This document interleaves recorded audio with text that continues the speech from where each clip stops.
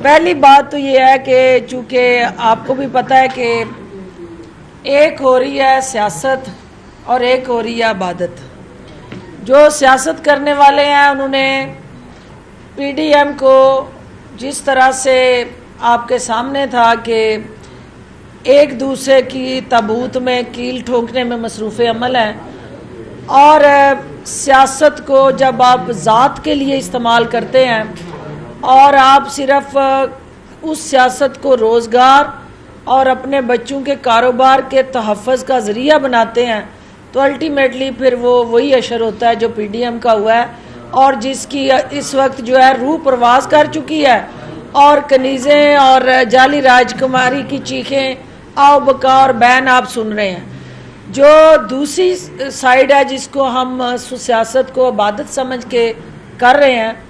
हमारा सोच नज़रिया और फ़िक्र ये है कि ये यकसा निज़ाम तालीम के ज़रिए ये कौम जो है जो ग्रुपों में बट गई उस तबकाती निज़ाम की बदौलत हम इसे एक कौम बनाएं, उसको शऊर दें, उसको बेदार करें और यहाँ जो चंद ख़ानदान हाकम बने और पूरी कौम को महकूम बना दिया, उनके यरगमाल से इस कौम को निकालें और इस कौम को अपने पाँव पे खड़ा करें और वो सिर्फ़ और सिर्फ बेहतर तालीमी निज़ाम से यकसा तालीमी निज़ाम और मुराद रास और शफ़क़त महमूद और दीगर सूबों में बैठे हमारे जो मिनिस्टर्स हैं उनकी अनथक मेहनत से ही ये तालीम के शोबे में इनकलाब आएगा। मैं आपको यकीन दिलाती हूँ कि जिस दिन आपकी कौम तालीम याफ्ता हो जाएगी, यहाँ इस माशरे में पढ़ा लिखा नौजवान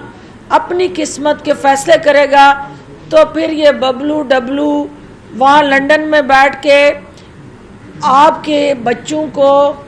गुमराह करने के लिए और अपनी सियासत का ईंधन बनाने के लिए इस्तेमाल नहीं करेंगे। और जो आपने नैब की बात की, तो देखें बार बार ये सारा वतीरा ड्रामा, ये सर्कस और जो फिल्म शूटिंग हुई गली गली सड़क सड़क आपने भी देखी, शहर शहर जाके, इस फिल्म शूटिंग का मकसद एक था कि नैब जो है वो किसी तरह पीछे हटे, हुकूमत ब्लैकमेलिंग में आए, इमरान खान जो है वो एनआरओ डील कर ले। और जब इमरान खान ने डट के पहली इनिंग्स में इनको भारी मार्जिन से शिकस्त दी है, अब दूसरी इनिंग्स का आगाज़ जो है वो मुआशी तरक्की के साथ जुड़ा जो है, इमरान खान ने उस दूसरी इनिंग्स का आगाज़ कर दिया है। हमारा फोकस जो है इनके चौके छक्कों से छक्के छड़ाने तो जो था वो हो गया है। अब अगला टारगेट हमारा दूसरी इनिंग्स में अवाम को रिलीफ देना, महंगाई से निपटना, जो रिफॉर्म्स पॉलिसीज़ जिनका हमने वादा किया था, वो एजुकेशन रिफॉर्म्स हों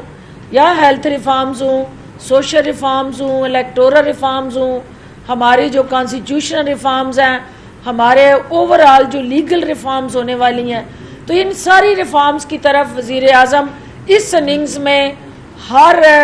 कदम ब कदम सिंगल लेते लेते आगे बढ़ रहे हैं। और इंशाल्लाह ये हुकूमत जो है अपने टेन्योर पूरा होने से पहले कौम के साथ किए गए वादों की पासदारी करते हुए आपके सामने सुरखरू होगी। जो SOPs का इशू है, तो SOPs हर इंस्टीट्यूशन पे उसी तरह लागू हैं जिस तरह आम शहरी पे हैं। इलेक्शन जो है वो इट्सेल्फ एक चैलेंज होता है, और जो डस्का है वो सियालकोट का एक हिस्सा होते हुए वहाँ पे भी कोरोना की ये जो शदीद लहर है उसकी ज़द में है। तो हम जहाँ पूरे वो इलाके जहाँ पे केसेस ज़्यादा रिपोर्ट हो रहे हैं उसमें डस्का भी आता है। तो ये NCOC और हेल्थ डिपार्टमेंट ने तय करना है कि उसके हवाले से वो क्या स्ट्रेटजी बनाए, लेकिन यकीनन हर शहर और हर इलाके में यकसा SOPs का इतलाक यकीनी बनाना हमारी जिम्मेदारी है। बहुत शुक्रिया।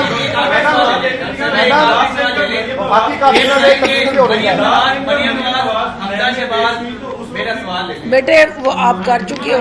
इसकी बारी नहीं आई इसकी सुनने। हमजा शहबाज इसहाक डार और नवाज शरीफ की एक जूम मीटिंग लीक हुई थी, उसकी वीडियो आपने देखी है क्या?